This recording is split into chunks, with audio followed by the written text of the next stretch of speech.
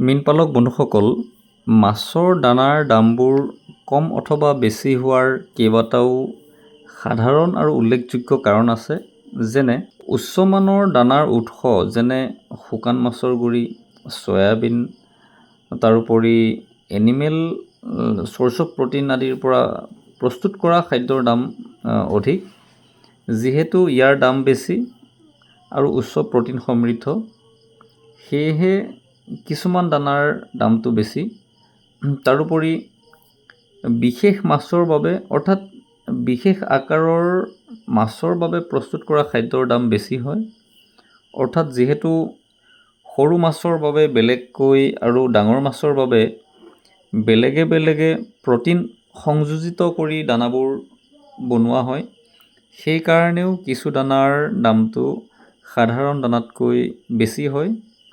তাৰোপৰি গৱেষণা আৰু উন্নয়ন তথা উন্নীতকৰণৰ প্ৰক্ৰিয়াৰ বাবেও অৰ্থাৎ ৰিচাৰ্চ এণ্ড ডেভেলপমেণ্টৰ কাৰণেও কিছুমান দানাৰ দাম বেছি হ'ব পাৰে। যিসমূহ দানা গৱেষণা কৰি প্ৰস্তুত কৰা হয় আৰু তাৰ সঠিক মান অটুট ৰাখিবৰ বাবে সদায় উন্নীতকৰণৰ প্ৰক্ৰিয়া চলাই ৰখা হয়, তেনে দানাৰ দাম বেছি হোৱাটো স্বাভাৱিক। বহনক্ষম আৰু পৰিৱেশৰ বাবে অনুকূল খাদ্যৰ দাম বেছি, কিয়নো এই দানাই পুখুৰীৰ পানী প্ৰদূষিত নকৰে, পুখুৰীৰ বাতাৱৰণ অটুট ৰাখি মীনপালন প্ৰক্ৰিয়াক লাভান্বিত কৰি তোলে। কিছুমান দানাৰ দাম কম হোৱাৰ কাৰণবোৰ যেনে নিম্নমানৰ দানাৰ উৎস অৰ্থাৎ কম প্ৰ'টিনযুক্ত বা কম প্ৰ'টিন থকা কেঁচা সামগ্ৰী প্ৰয়োগ কৰাৰ ফলত কিছু দানাৰ দাম প্ৰায়ে কম হয় বা প্ৰায়ে সস্তীয়া ধৰণৰ হয়।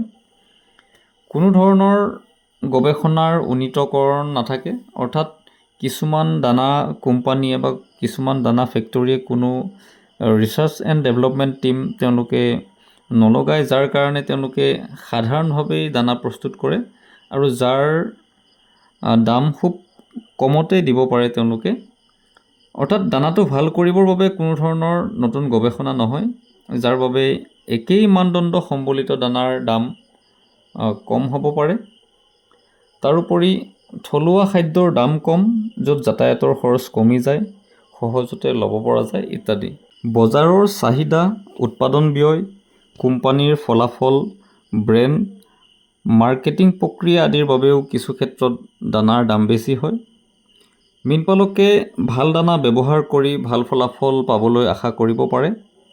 তাৰোপৰি তেওঁলোকে নিজ ইচ্ছা অনুসৰি যিকোনো ধৰণৰ যিকোনো দামৰ অৰ্থাৎ তেওঁলোকে বেছি দামৰ দানা অৰ্থাৎ কম দামৰ দানা সকলোবোৰ তেওঁলোকৰ নিজ ইচ্ছা অনুসৰি ব্যৱহাৰ কৰিব পাৰে। আৰু যিসকল মীনপালকে সঠিক তথা উচ্চ মান বিশিষ্ট দানা প্ৰয়োগ কৰে, তেওঁলোকৰ মাছৰ বৃদ্ধি তেওঁলোকে আশা কৰা ধৰণেৰে পায়। তাৰোপৰি ভাল দানাই পানী কেতিয়াও প্ৰদূষিত নকৰে আৰু মাছৰ স্বাস্থ্য তাৰোপৰি পুখুৰীৰ সুস্থ বাতাৱৰণ বৰ্তাই ৰখাত ভাল দানাই যথেষ্ট সহায় কৰে। আৰু আমাৰ মীনপালকসকলে যদি ঠিক তেনে ভাল দানা পাবলৈ বিচাৰে, অৰ্থাৎ আমি যোগান ধৰা ইউনিবাইট দানা যদি তেওঁলোকে ব্যৱহাৰ কৰিব বিচাৰে বা তেওঁলোকে পাবলৈ বিচাৰে, তেন্তে আমাৰ এই হোৱাটছআপ নম্বৰত তেওঁলোকে হোৱাটছআপ কৰিব। অসমৰ সকলো ঠাইলৈ পঠিওৱাৰ সুব্যৱস্থা আছে।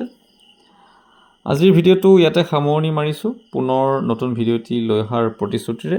আৰু আপুনি যদি নতুনকৈ আমাৰ চেনেলত আহিছে, তেন্তে চেনেলটো ছাবস্ক্ৰাইব কৰি ল'বলৈ নাপাহৰিব আৰু ভাল লগা ভিডিঅ'সমূহ চিনাকি মীনপালকৰ সৈতে শ্বেয়াৰ কৰি দিবলৈ নাপাহৰিব। ধন্যবাদ।